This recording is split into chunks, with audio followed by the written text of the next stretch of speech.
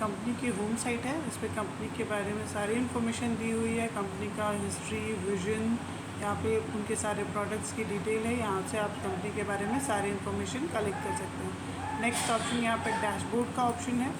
Dashboard पे आपको सारे एम्प्लॉयज़ के डैशबोर्ड शो होंगे, जिन पर उनके इंडिविजुअल वर्क की एक लिस्ट होगी, जिसके हिसाब से उनको अपने वर्क को डन करना होता है। जैसे अगर मैं आपको इनका डैशबोर्ड ओपन करके दिखाती हूँ तो यहाँ पे इनके जितने भी एफएमएसएस में ये इन्वॉल्व हैं उनके सारे वर्क अलग अलग सेक्शन में शो होते हैं। जैसे यहाँ पे अगर हम परचेज़ की बात करें तो परचेज़ में इनके पास जो भी वर्क होगा वो इस डैशबोर्ड में दिखाई देगा और उनको उस वर्क के हिसाब से और जो गिवन टाइम हो उसके हिसाब से अपने वर्क को डन करना होता है। जैसे यहाँ पे 15 मई का एक वर्क दिख रहा है जो अभी लेट चल रहा है, इन्होंने डन नहीं किया है। तो आपको यहाँ पे इस तरीके से वर्क, क्या वर्क है, क्या डेट है, ये सारा कुछ उनके डैशबोर्ड पे क्लियरली विजिबल होगा।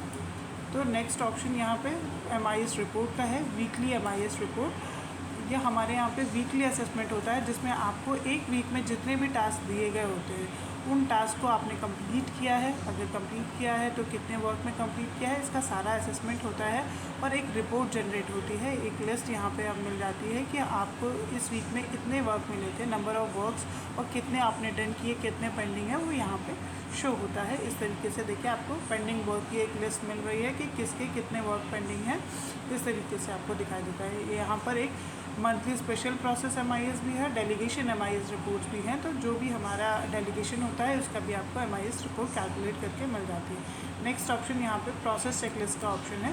प्रोसेस चेकलिस्ट हमारी इस साइट की डिक्शनरी के तौर पे काम करती है। इसमें सारा कुछ भी डेटा, जो कुछ भी हमारी इस साइट पर वर्क चल रहा है उसका सारा डेटा यहाँ पर स्टोर होता है। आपको रेफरेंस के लिए जो भी इंफॉर्मेशन चाहिए वो यहाँ से आप ले सकते हैं। यहाँ पे आपको ऑर्गेनाइजेशन चार्ट दिया हुआ है। ऑर्गेनाइजेशन चार्ट में हमारे सारे एम्प्लॉयज़ का ऑर्गेनाइजेशन चार्ट दिया हुआ है, सबकी रोल, डेजिग्नेशन, उनका एजुकेशन, क्वालिफिकेशन, सारा कुछ यहाँ पर मेंशन किया गया है। अब हम आते हैं वापस से प्रोसेस चेकलिस्ट पे। प्रोसेस चेकलिस्ट में अब हम बात करेंगे यहाँ पर एक FMS के बारे में और FMS में क्या क्या वर्क होना है, कैसे होना है, हम यहाँ पे इसके थ्रू बात करते हैं। तो ये हमारा एक FMS है अदर देन रेलवे। हम रेलवे के लिए वर्क करते हैं, लेकिन अगर हमारे पास रेलवे के अलावा भी कोई ऑर्डर आता है तो वो इस FMS के थ्रू होता है। अब जैसे यहाँ पे हम आपको इसका फ्लो चार्ट दिखाते हैं। फ्लो चार्ट हमारा एक प्रोसेस सिस्टम है जो आपको ये बताता है कि इस FMS में कौन कौन से स्टेप इन्वॉल्व होने वाले हैं। तो जैसे यहाँ पे एक रिक्वेस्ट आएगी, कोटेशन रिक्वेस्ट हमारे पास कस्टमर की तरफ से कि हमें आपसे काम कराना है, तो उसके लिए आप हमें कोटेशन भेज दीजिए। नंबर 2 बॉक्स में हम कस्टमर को कोटेशन सेंड कर देंगे। नंबर 3 बॉक्स में होता है कि हमने कोटेशन तो सेंड कर दी पर कस्टमर ने एक्सेप्ट किया नहीं। अगर एक्सेप्ट नहीं की तो रीज़न यहाँ लिखना होता है और ये प्रोसेस बंद हो जाएगी। और अगर एक्सेप्ट कर लेते हैं तो हम जो है वो वहाँ से PO के लिए पूछेंगे कस्टमर से कि हमें परचेज़ ऑर्डर दिया जाए। परचेज़ ऑर्डर कस्टमर के थ्रू प्लेस हो गया है कि नहीं, ये चेक होगा। उसके बाद हमारी तरफ से उनको रिक्वेस्ट दी जाएगी एडवांस की और फिर पेमेंट हमारे अकाउंट में हो गई है नहीं, चेक किया जाएगा, ऑर्डर एक्सेप्ट हो जाएगा उसके थ्रू और यहाँ पे प्रोसेस को स्टॉप कर दिया जाएगा। ये तो यहाँ पे आपको प्रोसेसेस दी गई है, लेकिन इन प्रोसेस को करेगा कौन, उसके लिए आपको ये क्रिएशन शीट दी हुई है। क्रिएशन शीट के थ्रू आपको ईजिली पता चल जाएगा कि कौन सा टास्क में कितना दिन आपको मिलेगा और कौन इस वर्क को करेगा। ये सारे टास्क को CRM के थ्रू, कस्टमर रिलेशनशिप मैनेजर के थ्रू किया जाएगा और उनको यहाँ पे ये रिक्वेस्ट जो है वो किसी भी दिन डाल सकते हैं।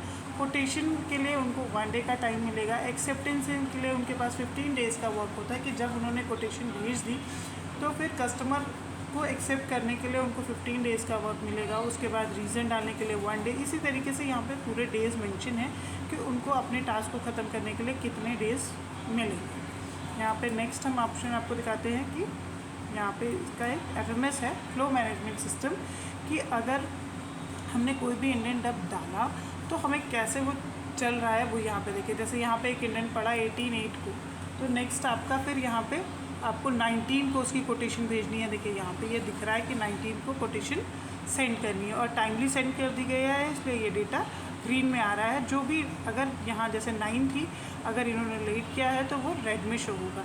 इस तरीके से आपकी एफिशिएंसी भी चेक हो जाती है कि आप कितने एफिशिएंटली अपने वर्क को कर रहे हैं। अगर आपके सारे वर्क ग्रीन में है, इसका मतलब आप अच्छी तरीके से वर्क कर रहे हैं। अगर आपका वर्क रेड में है तो आप फिर डिले में जा रहे हैं।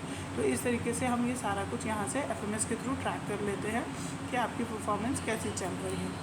नेक्स्ट ऑप्शन यहाँ पे आपको गूगल फॉर्म का दिया हुआ है कि इस FMS का इंडेंट जनरेट करने के लिए जो फॉर्म है वो आपको यहाँ से मिलेगा। एक्सटर्नल ऑर्डर का इंडेंट फॉर्म है, इस पर आप क्लिक करेंगे, इस लिंक के थ्रू आपको एक फॉर्म मिल जाएगा और इसको फिल करने से आपको इंडेंट जनरेट हो जाएगा और हमारे FMS में हमारे प्लान चलने लगेगा। तो यहाँ मैं आपको ये फॉर्म ओपन करके दिखाती हूँ। ये फॉर्म है, देखिए यहाँ पे ये सारी इन्फॉर्मेशन आपको डालनी है और इस इन्फॉर्मेशन के पढ़ते ही हमारा इंडेंट ऑटोमेटिक जनरेट हो जाता है। यहाँ पे नेक्स्ट ऑप्शन रीज़न, अगर आपका और मतलब जो है कोटेशन नहीं एक्सेप्ट होता है तो उसके लिए क्या रीज़न डाला है वो आप यहाँ पे डाल के इस प्रोसेस को यहीं पे ख़त्म कर सकते हैं। इसके साथ में ही आपको यहाँ पे टैम्पलेट्स दिए हुए हैं कि टैम्पलेट्स में आपको ये शो होगा कि कौन कौन से वर्क कैसे किए जाएंगे। जैसे बॉक्स नंबर 1 में क्या वर्क होना है, ये रिटन फॉर्म में दिया है। यहाँ पे बॉक्स नंबर 2, 3, 4 इसी तरीके से सारे यहाँ पे आपको बॉक्सेस में रिटन फॉर्म में दिया हुआ है कि आपको कौन सा वर्क परफॉर्म करना है। नेक्स्ट आपको इसके साथ में ही यहाँ पे वीडियो मिल जाएगा, इससे देख के आप प्रोसेस को ईजिली समझ सकते हैं।